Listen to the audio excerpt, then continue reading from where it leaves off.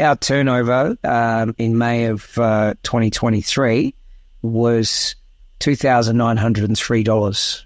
Not a great deal to live on there, right?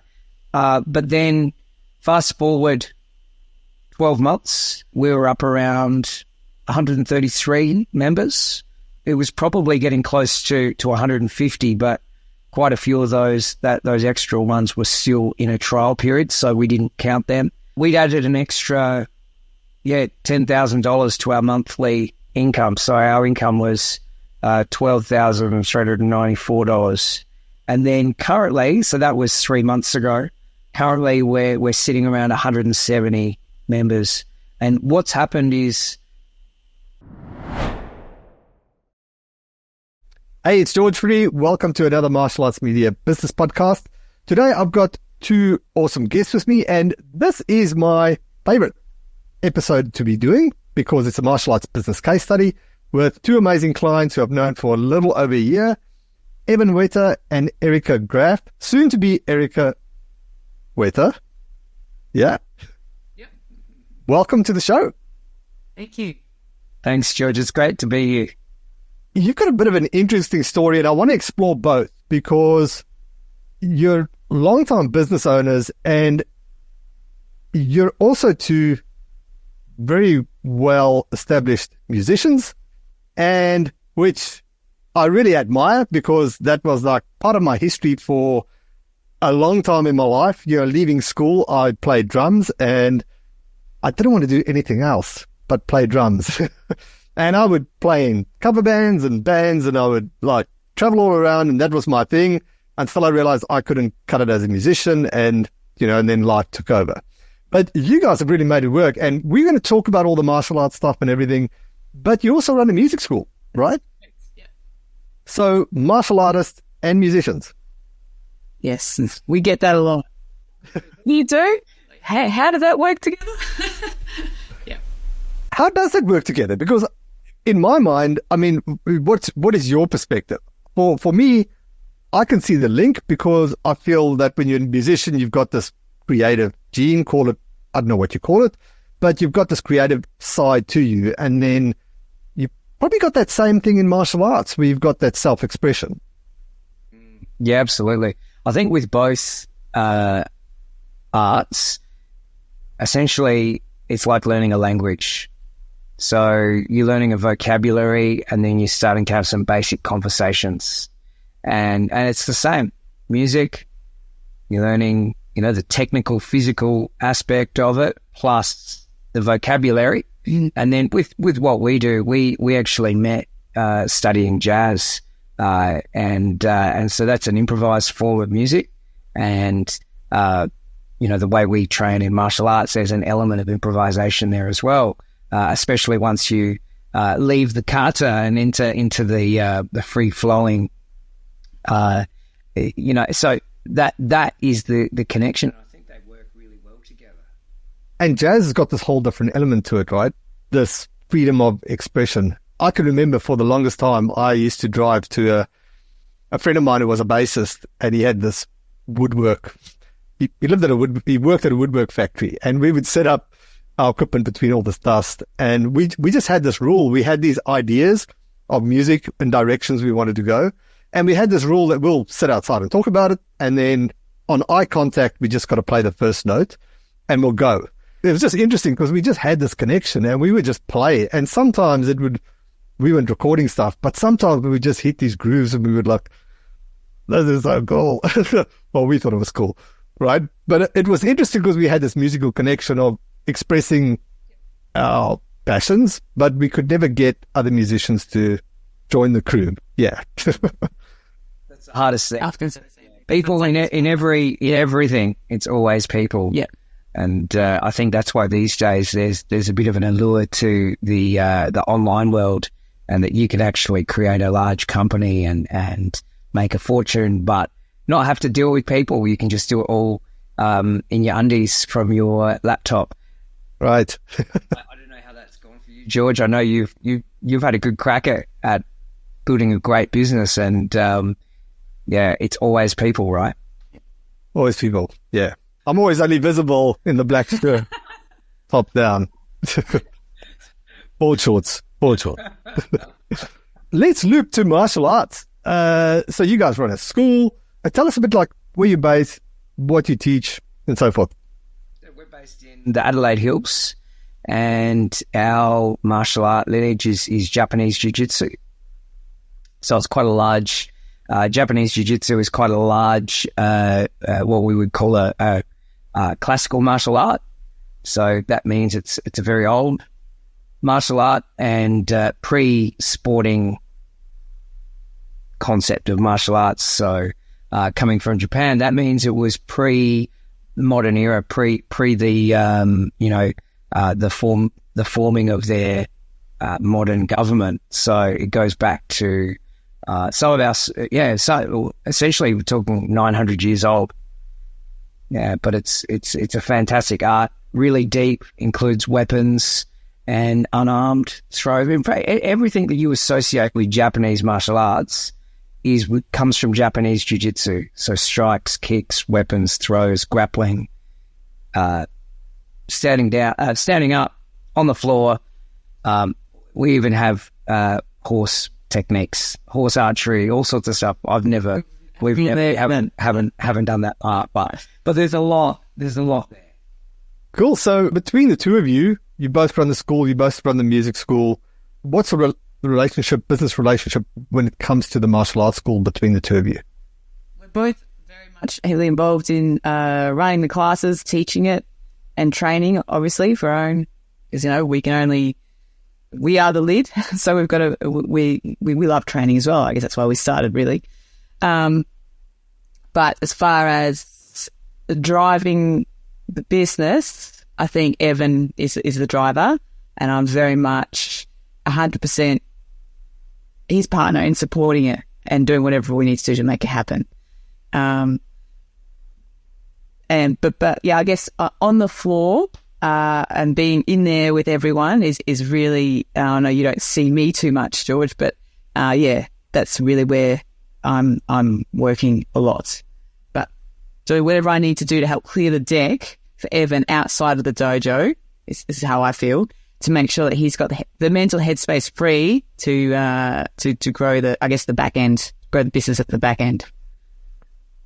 Gotcha. So would you say that's sort of where the divide is? Like, even you drive the business, but you more sort of hands-on, Erica on the mats, the relationships with the students, the parents. Yeah, and look, I guess we're both kind of equal in the dojo. Our rank, we both have the same rank, so it's not it works pretty well.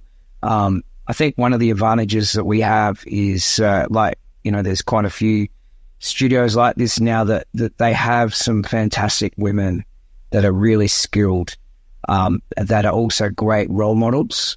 And that's Erica is fantastic, asset to our business in that sense. When I started martial arts training, it was all guys. We would get there fully dressed. It would be training in a school hall or some sort of scout hall or something. We would essentially get changed right there in the same room that we trained in.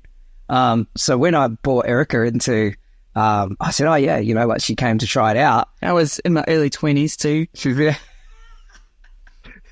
And she walks in and there's just a bunch of guys who's dropping their dacks. Putting on their kit.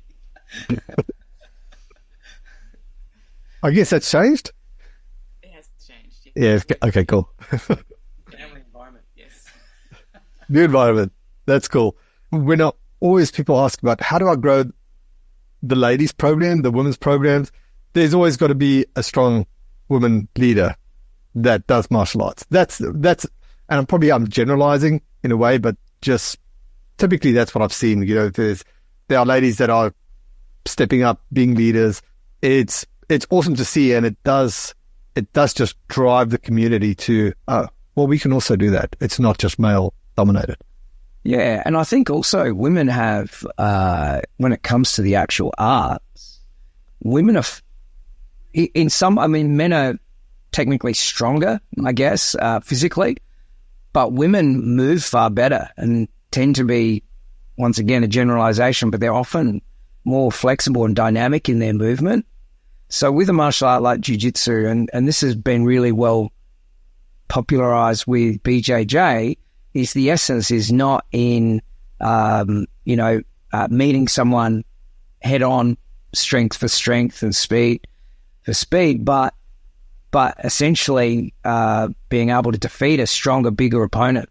So in that sense, and from a self-defense perspective, women are incredible warriors when they're trained, and they bring a different type of thing to the martial arts.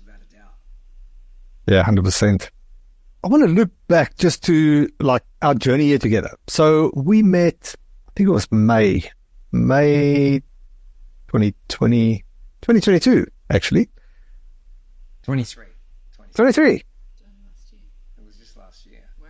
It's just last year. Yeah, sorry. I'm somehow thinking of our the event that we just hosted with Zulfi Ahmed, and I'm thinking, yeah, okay, that was 2023. Yeah. That was an incredible event. That event really changed our trajectory. And, we've got some great numbers to back that up. That's cool. Well, let's jump into the nuts and bolts. So we'll jump into the numbers in a minute. Going back into the journey. So when you guys, initially when we had the conversation and you jumped on board in partners, can you recall what were the big things that you were stuck with, or what you needed to do or needed to work on in the business? We had very little in the way of advertising and business systems in place. Historically, in our martial art, what I described earlier in terms of, very small dojos, male-dominated, operating in school halls, was really the norm. And so even within our art, there was a lot of suspicion around anybody that approached it as a business. Mm. And whether it was actually possible to, this is going to sound really strange, but keep the art pure and teach high quality martial arts as a business. It was almost like, and what's interesting is even our most senior practitioners in Japan all had day jobs. So it was just this culture, a different culture that we were trying to break out of. And that was a big challenge. And that was where partners has also been a massive help because of the community that we've gotten access to. So, yeah. And then, to find yourself in a position where suddenly you've got overheads, like significant overheads, and running a full-time dojo, there was definitely a cash flow. Cash flow was probably the main driver for our joining partners. You touch on something that I deal with so often. It's funny when you run ads to help martial arts schools, and like this case study, there's so many case studies of people running ethical, great businesses, teaching great martial arts, have upskilled their martial arts because they're now running a successful business. Yet it's like you become the perfect target to get rocks thrown at you because you're now, wait for it, dojo, because you're simply more successful than the guy next to you. And I feel it's pretty toxic, right? Now, I want to lean into that because what you're saying is actually quite a big thing. And I see it all the time that people are into art and they want to preserve the art. But because the culture is different, my leaders never had a business. They were never successful. And it's almost like now you're going against everything that you stood for, because somehow if you're successful, it's linked to you being unethical and not preserving the art. What's your take on that? Because if you want to preserve the art, don't you want to have more people training in the art? Because is it going to die with the leaders? Because nobody's training it. There's no money being invested into schools teaching it and instructors being able to teach it. What's your take on that? I'm going to let you answer that, and then I'll. Oh, okay. Anything yeah, it's spot on what you say, and it's really fascinating. I feel like in all of our endeavors that we've pursued, we've had the same, with music as well, coming our backgrounds in blues as well. And we're the same thing. We did the same within what you're saying within the blues scene, and, the romantic idea of, to really play the blues well, you've got to be this poor struggling musician. And we kind of did the same, broke that. We put our business hats on, and we saw it more logically as well. Although we still loved it with, same approach. So I guess Evan and I are a little bit weird like that, whereas we really do love these old art forms, the blues, the very old style art, martial arts. But we see how it can, it really is still relevant in today's world, and it has a place in today's world. And I do think people should keep being educated and learning about it, because they can benefit from it a lot. And we feel like there's a lot of value that it still has, because it has integrity. That saying, just if you're a person of integrity, or what you do is of integrity, just keep doing what you do, and just let time prove you right. Over time, my mom always says, time will tell. So you just study the course. And so we're a little bit weird like that, is we don't really worry about, we believe in what we do, and we believe in what we pursue, and we don't really worry about what other people think too much. And we do believe it's the right thing in building a bigger audience and creating more awareness around, if I go back to martial arts, around the martial arts. And just in the short amount of time we've owned a school, it's just coming up 3 years, we're already seeing the benefits in the community, how it's affecting kids. There's a real niche in our area, and families, and we're seeing people change and their confidence grow, and they're actually developing real skill sets that hopefully they never have to use, but that it's there. So when you've got that at the forefront and that big picture, it makes it easy to think this is the right decision. I know our teachers, who we respect so much, they are still very skeptical of what we do, but we don't really mind, because I feel like since Evan and I got together, we've always pursued these things where people are quite skeptical, but maybe it helps that we're together, because we kind of help each other. 100%. The big picture. Yeah. Push through, surf over the crap, as they say. We just keep going and just yeah. And as a disclaimer there, our actual main teacher, my teacher that I've had for over 20 years, has been really supportive. He still takes a class every Saturday at our dojo, and he comes up twice a week to give Erica and I personal lessons, because he sees that out of all of the people that he's taught over the years, his ability to make an impact with what he's done has come down to a certain point what Erica and I have created, because none of his other students, although there's been many of them, and a lot of them way more qualified than what we are, none of them have been able to scale his impact like we have. Mm.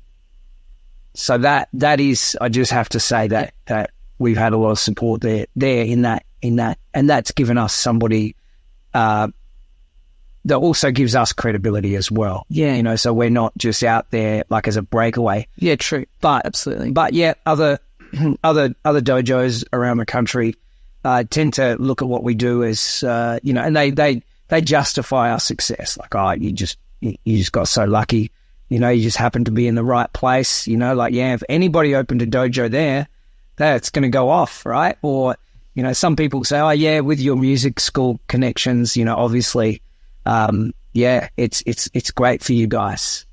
And what they mean is they're trying to actually make them, excuse their own lack of performance in that area. And while feeling threatened by what other successful martial artists and instructors are doing, this is where it all comes from, right? It comes from them and their insecurity. Thanks for sharing, because there's so much to take from that. I hope that, with things that you're doing, and saying right here, and, like doing these type of podcasts that we maybe scratch and make people reflect just a little bit, that's going through that same scenario, and maybe look at, like, maybe there's a lesson here. Maybe there's room to grow and evolve, with times. And we wouldn't want to have more people impacted by training martial arts. All right. So you guys jumped on board. What's made the biggest impact for you, like being in partners? It's being a part of a community that it normalizes the struggles that you go through as a martial arts business owner. Having access to some incredible tools, pretty well plug and play, a lot of it, and that's been great. There's been a few great things that have worked really well for us, ideas that we've gotten from other people in the group.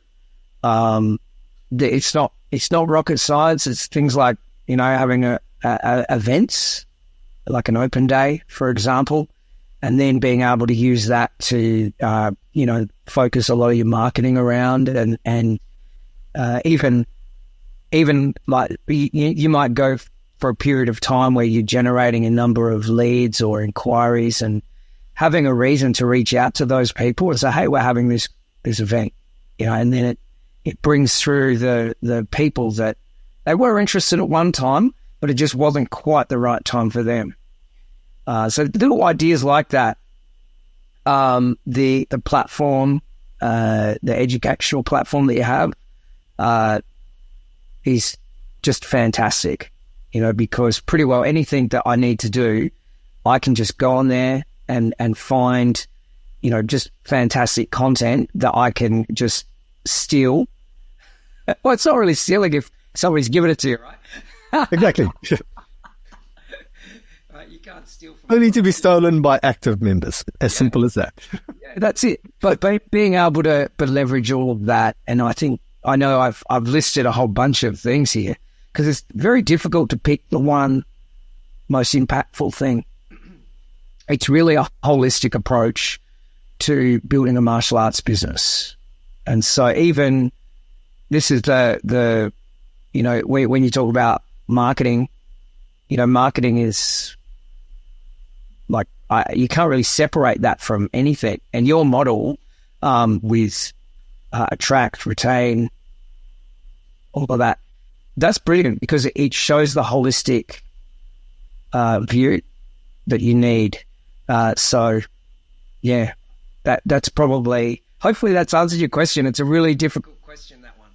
That's cool. I get what you're saying, because the model we focus on, attract, increase, retain, it's the things that we focus on. And if we think of like outcomes, it's to give you a business that fulfills your purpose. And our definition in that is, that's got three things that have got to go with purpose: is the income to make it happen, the impact that you create for martial arts, and then the lifestyle that you live. Like, how do you, is it eat, sleep, breathe on the mats, or do you have a bit of a balance? And that model, we've changed then there's 9 accelerators that sort of live around this Venn diagram, if you had to look at it. And those little levers start changing. But it's always good to see that, as months go by, we might focus on attract and it's all leads, but then realize that, hang on, there's a retention is coming up, just like we had a hot seat last week with one of the members to do a deep dive on that. So it's always good to look at it, because it's just an ongoing thing, right? Business is just an ongoing organism that keeps evolving. So it's good to be addressing those different things as we move along. Awesome. So thanks for sharing. What results have you achieved by implementing that? So where did you guys start, and where you're at the moment if it comes to student numbers? Yeah, well, I was actually just looking at that over the 12 months period. And in May of 2023, we had 53 members. But really, there was actually probably only about 30 real members, paying customers. And even some of those, there was probably 60 or 70% of them that were only training once a week. So it was our turnover in May of 2023 was $2,903. Not a great deal to live on there, right? But then fast forward 12 months, we were up around 133 members. It was probably getting close to 150, but quite a few of those extra ones were still in a trial period, so we didn't count them. We'd added an extra, $10,000 to our monthly income. So our income was $12,394. And then currently, so that was 3 months ago, currently we're sitting around 170 members.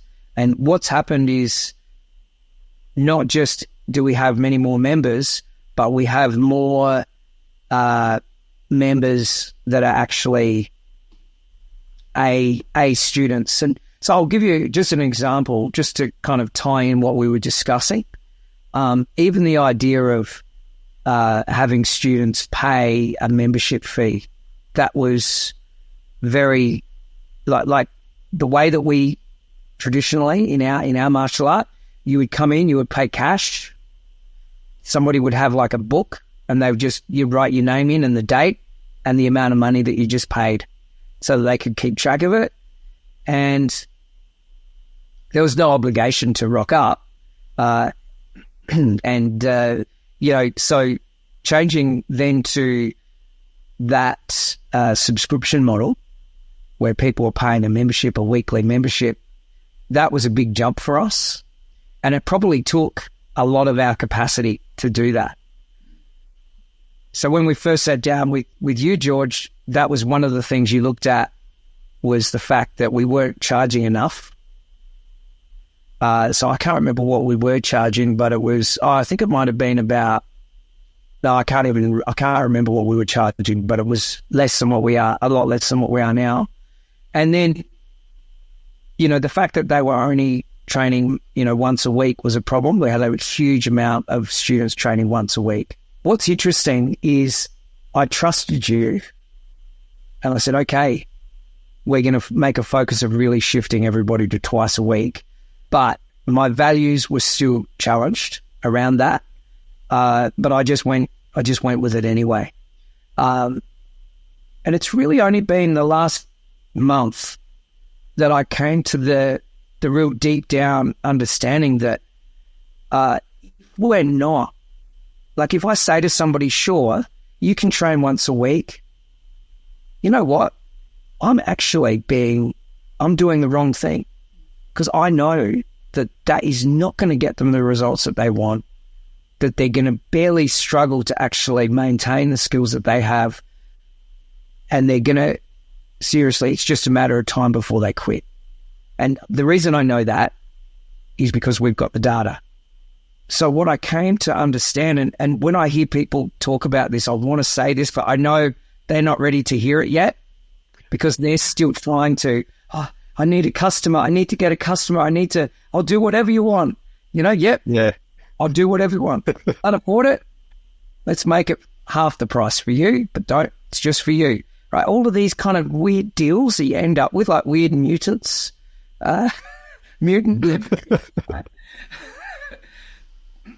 Comes down to the fact that I hadn't yet accepted that for me to do the right thing, the actual right thing, I had to ignore the fact that I needed a student and focus on what they needed.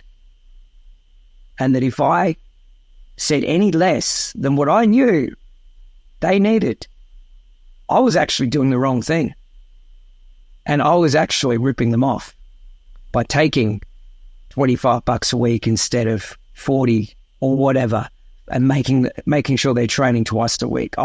So that was huge for me.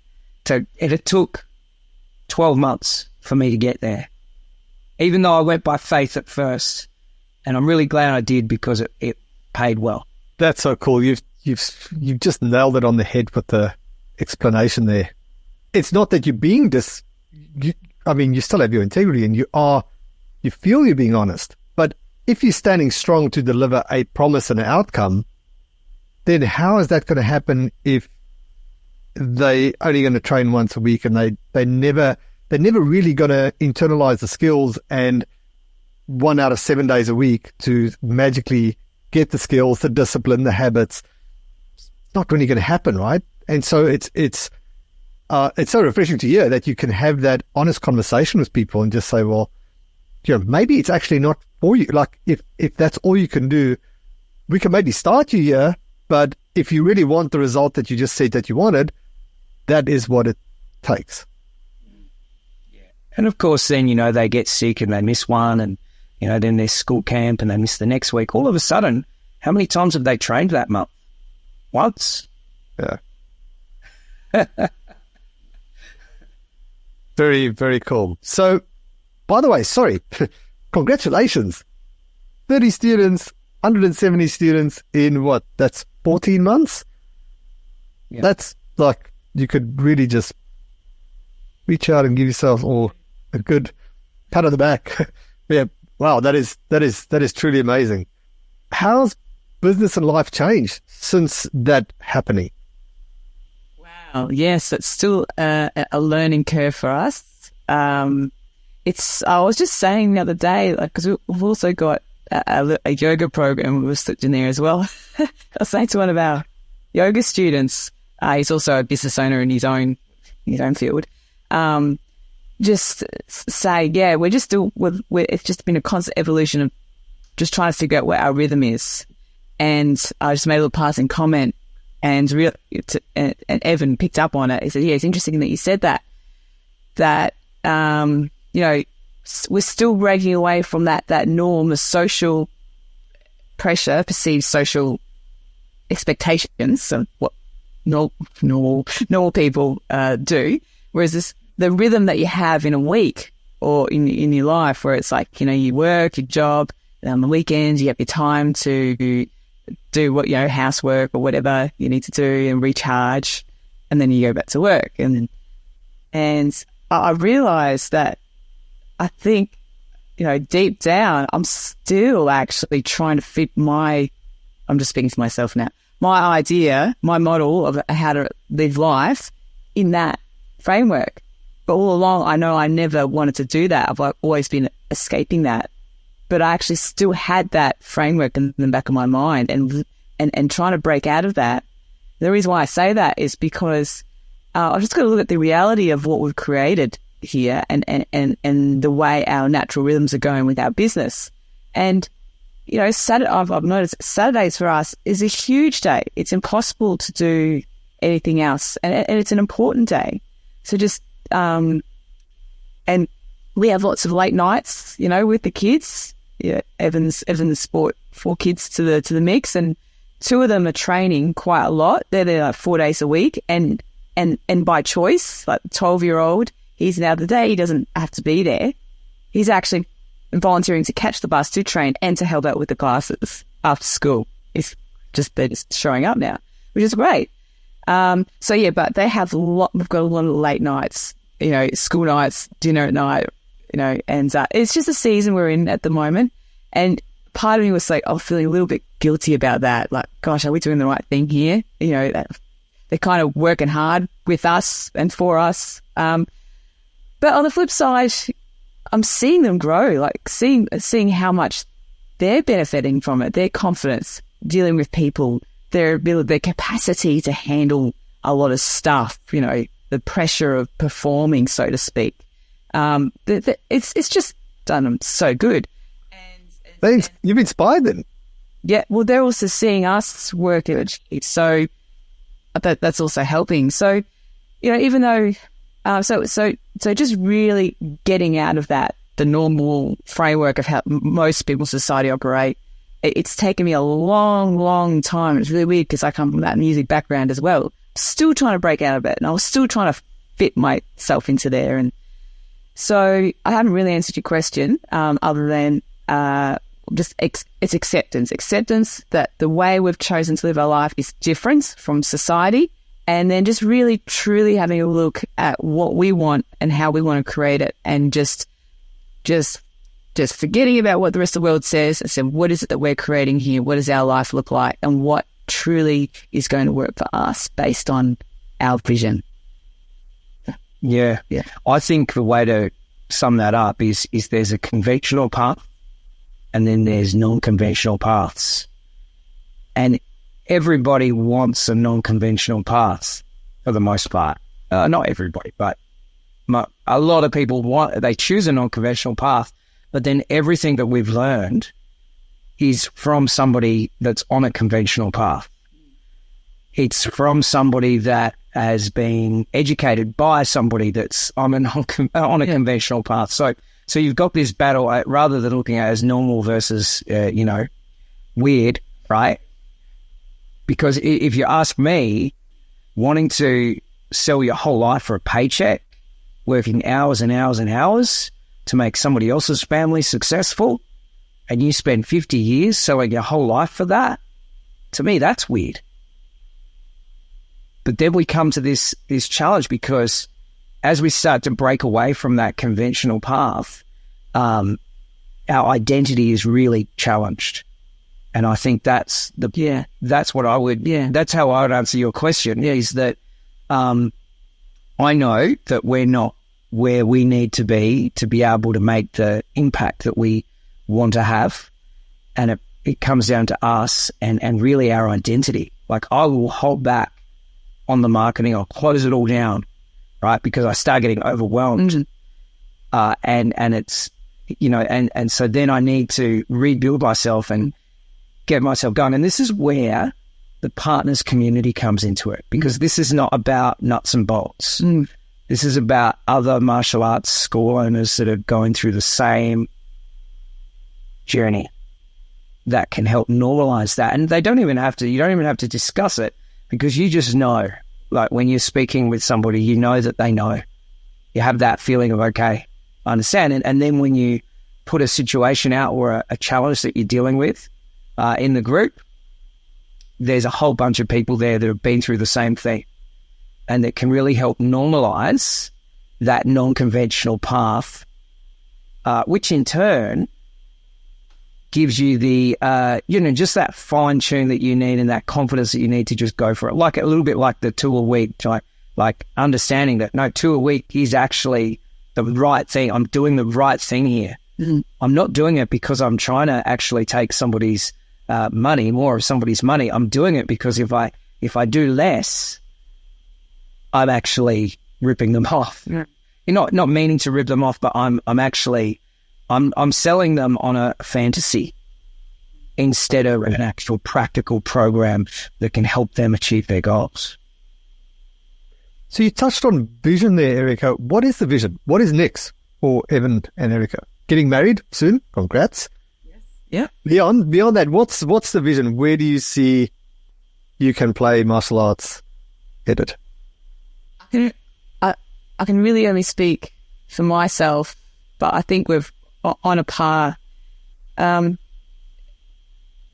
guess when I think about my life and my journey, like I just want to create a life where being fit and healthy is super important. Being financially independent is super important, because I want to be in control of my time and how I invest my time. And so I just want to set up a life where I don't want to have to just rock up to work to pay the bills, and that's my life. It's got to have more meaning to that. And I want to sort of tie it into the way I just live life. That's it. I'm just living life. I'm not out there just trying to pay the bills, which is what so many people do. So creating a community, I guess if I was just, because we've got a few other things going on, but specifically around martial arts, I really do love training and do see the value that it can have in the community. And I think the more people that get involved, I think just the better, really. And in a way, it's a bit selfish. So if we can grow a successful school that we can set up and have a fantastic community around that, at some points, it's not just 100% reliant on Evan and I. We're able to step away from it and be a bit more choosy on, how many classes we teach, because we've got other people who have come up, juiced black belts. They're now qualified instructors. if they've got a vision to create their own dojo, you know, we can help them set that. But that's just growing our community. But just establishing that community, setting ourselves up financially so that we can, you know, live the life that we want and train when we want. But also having done that, knowing that we've really created some great value within the community. Yeah. Love it. Yeah, I think that's essentially it. And it comes down to also the legacy aspect of that, of raising up other leaders, because there's more of what we do within the dojo. And I know there's this is the powerful thing about martial arts is, you know, you can just train in martial arts and that will improve your character. But then when you throw in a character development program, specifically for the kids, but also right through, you start changing lives. You start, you know, Dave Kovar, right? You know, he says, you know, he says to his kids, his students, you know, how much is this punch worth? You know, and they're like, you know, one says $1 million, and then another one says, $5 million. And he says, no, you know what? This punch is actually worth nothing. It's just a punch. But your ability to focus, that's a 6-figure paycheck in a job in 10 years for you. If you can build these things, right, you start changing society. You start filling that gap. And the world is a crazy place at the moment, and we're all dealing with technology. And how that's impacted. It took us 50 years to work out it'd be a great idea to put a seatbelt in the back of the car. You know, I mean, how many human... Never when I was a kid, yeah. That's right. So learning how to adapt to technology is huge, and how that's affecting people's anxiety levels and their depression levels and their ability to focus and concentrate is massive for helping people to become, to achieve the ultimate goal, which is happiness, right? Yeah. So that in essence is what we do at the very essence. And so, you know, you can have everything that you want. And one mentor of mine, a business mentor, he was very well set up, you know, then he got chronic fatigue. And he literally had a life that we talk about, you know, where he could travel, he built a large company, he had lots of investments, he was financially set, then chronic fatigue, then went through a divorce, then, you know, couldn't actually get out of bed in the morning. Wow.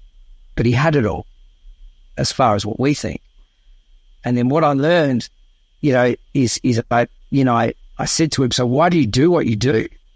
And he said, well, for us, it's the ability to impact and wake up in the morning and be able to make a difference.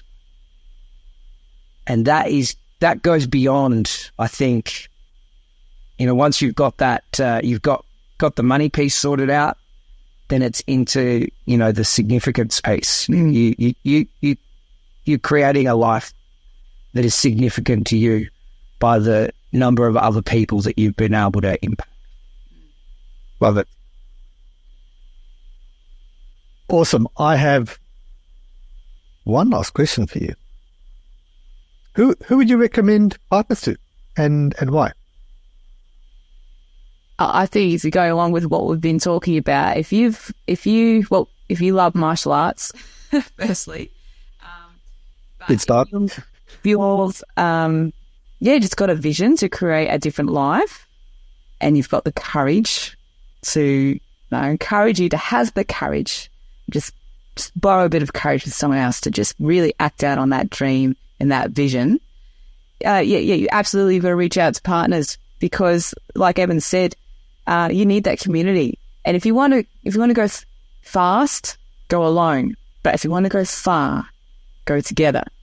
And you really, like, having that community of people who are on that same journey is just absolutely integral, because without them, you're going to be blown by the winds, the storms of life, but also the resources, that you provide, George, is just absolutely phenomenal. So if you've just got a little bit of a dream, give it a shot. That's cool. Yeah. And, hey, it all comes down to you won't regret the investment you make in yourself. You don't need to reinvent the wheel here. There's plenty of creative opportunity running your business without having to reinvent a wheel.